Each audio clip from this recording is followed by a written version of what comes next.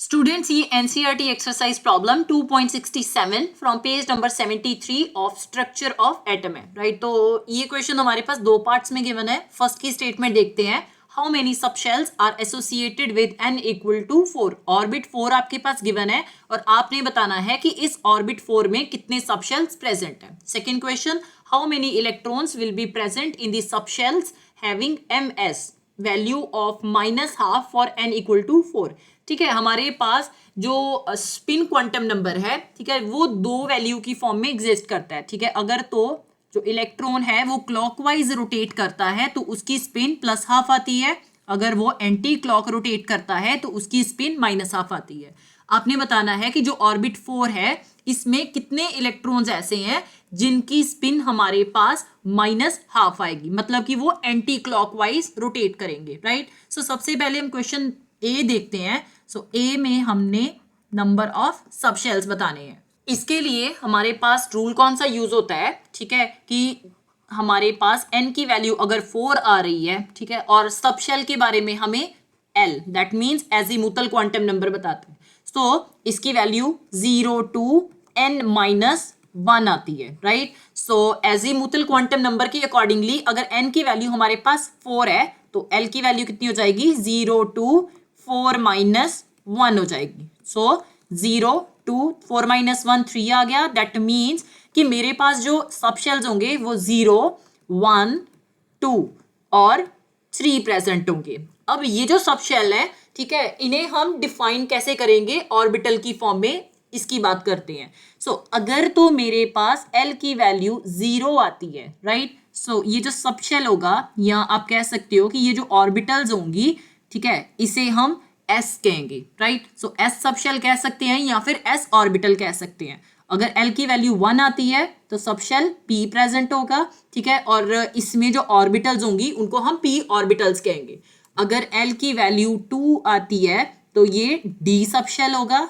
L की value अगर 3 आती है तो ये F सब शेल होगा। दैट मीन्स कि मेरे पास जो सब शेल है associated with n equal to 4, वो कौन कौन से हो सकते हैं, वो 4s हो सकता है, 4p हो सकता है, 4d and last one 4f हो सकता है राइट। ये था हमारे फर्स्ट क्वेश्चन का आंसर।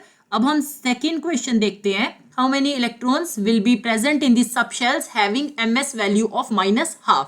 अब इस केस में जो हमारे पास नंबर ऑफ इलेक्ट्रॉन है, ठीक है, अब एक ऑर्बिटल जो है उसमें हमारे पास 2 इलेक्ट्रॉन फिल होते हैं। ऑर्बिटल के बारे में हमें कौन बताता है, ml बताता है राइट। ml जो है इसकी वैल्यू कैसे आती है, -L2 प्लस l की हेल्प के साथ। इन केस ऑफ अगर मैं 4s देखूं, ठीक है, तो इसमें l की वैल्यू 0 आ रही है तो ml की वैल्यू कितनी होगी, डेफिनेटली ये भी 0 होगी। दैट मीन्स कि इसमें सिर्फ एक ऑर्बिटल प्रेजेंट है और एक ऑर्बिटल में 2 इलेक्ट्रॉन प्रेजेंट होते हैं, ठीक है। एक की स्पिन +12 आती है, मतलब कि ये क्लॉकवाइज रोटेट करेगा, और एक की स्पिन -12 आती है। दैट मीन्स कि ये एंटी क्लॉकवाइज रोटेट करेगा राइट। अगर मैं 4p की बात करूं, सो इसमें l की वैल्यू कितनी आ रही है, 1 आ रही है, और ml की वैल्यू कितनी हो जाएगी, -L2 plus l। That means कि -12 प्लस 1 हो जाएगी। सो -1 0 प्लस 1 आ गई। इन दैट केस हमारे पास 3 ऑर्बिटल एग्जिस्ट कर रही हैं right. So you can write कि अगर तो -1 वैल्यू आती है तो ये p x ऑर्बिटल होगी, अगर 0 वैल्यू आती है तो p y ऑर्बिटल होगी, अगर +1 वैल्यू आती है तो p z ऑर्बिटल होगी। हर एक ऑर्बिटल में 2 इलेक्ट्रॉन फिल हो सकते हैं राइट। सो डेफिनेटली एक की स्पिन +12 आएगी और एक की स्पिन -12 आएगी। सो आउट ऑफ दीज ये जो 3 इलेक्ट्रॉन्स होंगे जो डाउनवर्ड आ रहे हैं, इनकी स्पिन हमारे पास -12 आ रही है। अब नेक्स्ट बात करते हैं 4d की राइट। सो इसमें l की वैल्यू 2 आती है, ml की वैल्यू कितनी हो जाएगी, -2 2 प्लस 2। सो -2 -1 0 प्लस 1 प्लस 2, 5 ऑर्बिटल एग्जिस्ट कर रही हैं। So you can draw over here. -2 value के लिए हमारे पास जो ऑर्बिटल एग्जिस्ट करेगी वो dxy होगी, ठीक है। -1 के लिए dyz, 0 के लिए dzx और +1 के लिए dx² -y² और +2 के लिए dz² एग्जिस्ट करेंगी।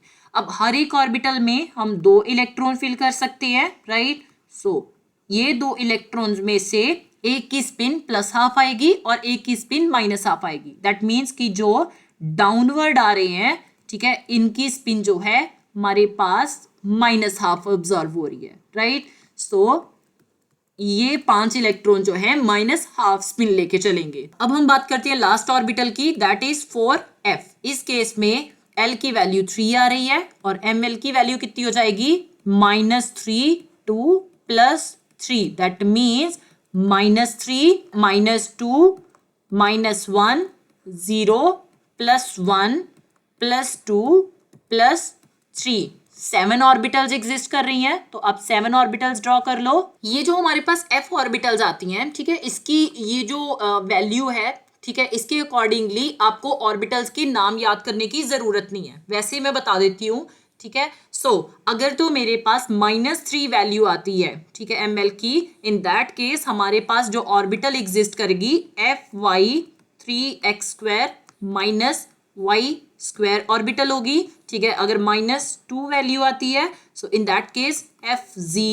x² -y² वैल्यू होगी, ठीक है। अगर -1 आती है, fyz² आएगी, ठीक है। और इस केस में 0 के केस में fz³ वैल्यू आएगी। अगर +1 वैल्यू आती है, सो fxz² होगी, ठीक है। +2 fxyz और +3 के केस में fxx² -3y² वैल्यू होगी, राइट। सो ये ऑर्बिटल्स के नेम आ गए, आपको ये याद नहीं करने हैं, ठीक है, दैट्स फाइन। अगर आप ये एज इट इज लिख देते हो कि इसकी वैल्यू -3 होगी, इसकी वैल्यू -2 -1 0 +1 +2 एंड +3।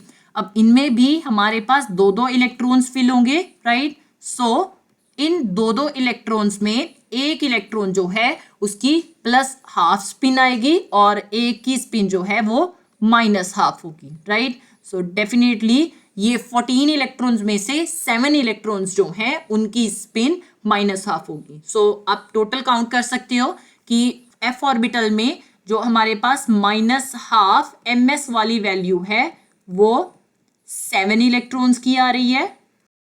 D में बात करें तो -½ ms वैल्यू जो है वो हमारे पास 5 इलेक्ट्रॉन्स की आ रही है, राइट। सो 7 + 5 12 आ गए। P के केस में 3 की आ रही है, so you can write -½ ms value हमारे पास 3 इलेक्ट्रॉन्स की है, राइट। और इस s ऑर्बिटल में -½ ms वैल्यू हमारे पास 1 इलेक्ट्रॉन की है, right. So 1 + 3 4 4 + 5 9 and 9 + 7 definitely 16. So number of electrons having ms, that means spin quantum number -½ for n = 4 will be 16 electron.